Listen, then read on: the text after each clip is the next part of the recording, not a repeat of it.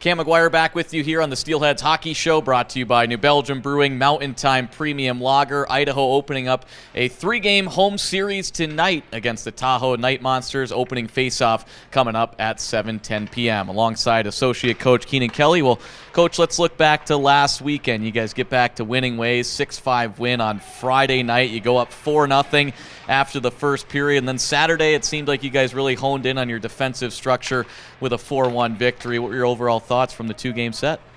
Yeah, I mean, I think going back to our conversation last week, the biggest thing we were looking for was just a response, right? I mean, we owe it to our fan base, bring a good effort home this week. But, I thought we did a great job, obviously kind of managing our emotions and really managing the game there in Rapid last week. So, with Friday night, we jumped out to a great lead. Unfortunately, things got a little squirrely for us. We probably made it a little too interesting. But at the end of the day, good teams find a way to win, and that's what we have here. We know we have a great team in that dressing room, and going into Saturday night, that room really showed what they are. We can be a stingy defensive team. We have so much offensive talent, that ultimately will be able to carry us. But I thought we did a tremendous job of limiting their chances against and ultimately playing well in front of Brian Thompson. Talk about so much offensive talent. 55 goals now through 15 games, third most in the league. And driving the bus last weekend was Ty Pelton-Bice. 2 goals on Friday, followed it up with the same performance on Saturday. He was really good last weekend. Yeah, I mean, we've talked about Bicer all year and how he's taken a step in more than one facet. With having a guy like Pelton-Bice, just to be able to create what he's able to, not a lot of people think he's just he's a pass first type of guy. He's got a sneaky release. He's always in the right spots. It's nice to see him get rewarded with 4 big goals on the weekend. Yeah, 10 goals on the season now for him, tied for third in the league, tied for the league lead with 5 on the power play. And let's look at special teams, because your power play started to click once again last weekend. A goal in each game. Rewind to Friday. Third power play of the game, late in the third period there. Patrick Kudla gets his first of the season. Go-ahead goal and the eventual game winner. We spoke with Cuds earlier this morning about kind of getting the monkey off his back. It was nice to see him find the back of the net in such a big moment. Yeah, it's kind of wild to think that was Kudla's first goal for the amount of offense that he drives for our group. So, ultimately the power play has been a huge letdown for us recently. I take full responsibility of that, and ultimately it's been a fun puzzle to kind of put together the last couple of weeks. But, we like our new units. Obviously, that third power play Friday night came at a very crucial time. It was a huge goal for us. It was our first power play goal in a while. So, I think it just breathed a little confidence, a little life into the power play, and just something for us to continue to build on as we move forward. Steelheads were 1 for 3 on the power play, both Friday and Saturday night. Aside from that, your guys' penalty kill has been really sharp, 28 for 30 over your last 8 games. I know that you're kind of in charge of the power play, Sheener's in charge of the penalty kill, but you know the game. What's worked so well for you guys on the penalty kill over the last couple weeks? I think it's just us simplifying our routes. Early on, I think we were getting a little too antsy to jump on certain plays, and it kind of draws out of position. And and I think we've done a much better job of holding our lanes, staying big, really eliminating those high quality chances against on the PK. And going back to our goaltending, like our goaltenders have always been our best penalty killers, and they've made some huge saves for us within that stretch. So obviously it's a huge part of the game to find success and put wins in the column there. But I think it's just been a great total team buy-in to keep the puck out of the net on special teams. In terms of the goaltending position, Ben Craws got the win Friday, 23 saves. Brian Thompson victorious Saturday, 31 saves. It was great to see him get a win.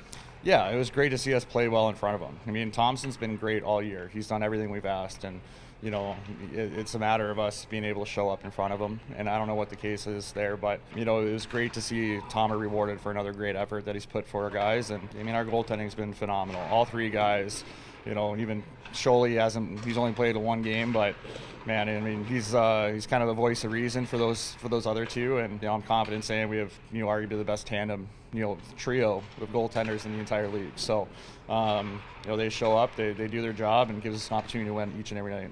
Ben Craws recalled by the Texas Stars yesterday. You mentioned Thomas Scholl, one game this season, came against this Tahoe club, which we'll talk about this matchup in just a moment. Made 26 saves back on November 1st. I'd imagine we'll see him go at some point here this week. It'll be Brian Thompson here this evening.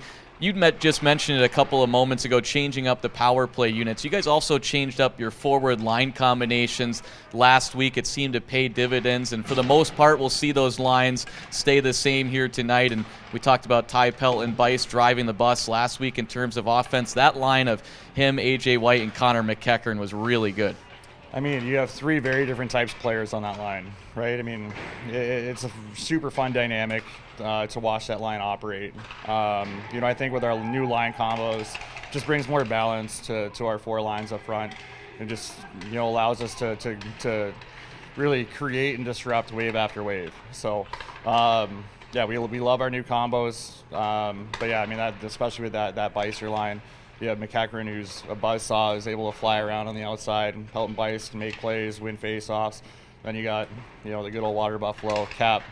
A.J. White, you always know what you're going to get. He's going to be a high effort, hard, heavy. He's going to get to the net and ultimately buy time and space for his teammates. Like we discussed, a 6-5 win last Friday, 4-1 victory on Saturday in Rapid City, South Dakota. You guys have been really good at protecting leads this season. You said it, got a little squirrely there in the second, but you guys find a way to win. 6-0 when leading after the first this year, even better after two periods at 7-0. What's allowed you guys to kind of, is it one of those things, play with confidence, but ultimately, how have you guys been able to preserve these leads after the first period and the second? Well, just like you said, you got to play with confidence. But, I think it's also just kind of realization of our group how important it is to manage lines and manage puck decisions, crucial parts of the game.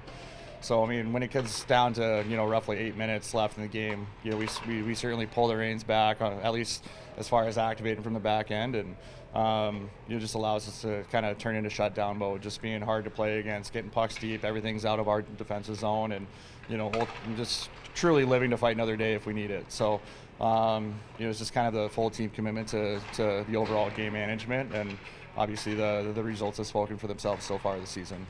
Steelheads enter tonight's game 8-6-1. Their 16 points are good for fourth place in the Mountain Division. Right behind them, their opponent here this week, the Tahoe Night Monsters, a 7-4-1-1 mark, 16 points, so only a point behind you guys. You guys will play 9 of your next 12 games right here at the Idaho Central Arena. When you look at this Tahoe club, it's a team that's obviously in their inaugural season, and it's a club that's only been on the road once this season. They've only played 2 road games. So when you look at all the home cooking that you guys have, I know next week will be sort of a long week in Trois-Rivières, Quebec, but you guys have a nice little home stretch here right around the holiday season and looking to take advantage against a team that really hasn't been on the road this year. Yeah, I think for us, we're excited to be back at home. And,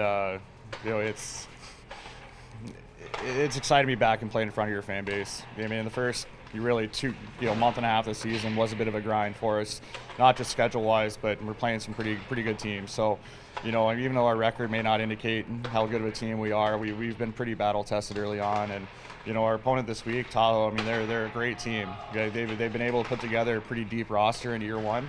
The roster's looking a little different than it was last time we played them. Quite a few guys called up, but they're a well-structured team. They have a lot of veteran experience, which is certainly going to be tough to play against. And it's just fun playing different teams, right? It's exciting playing a new opponent in our division and creating a new rivalry. So we're trusting our Steelheads fans put on a great show and make it a hostile place to play this week. Coach, as always, we appreciate the time. Best of luck and have some fun tonight. Appreciate it, Cam. Thanks.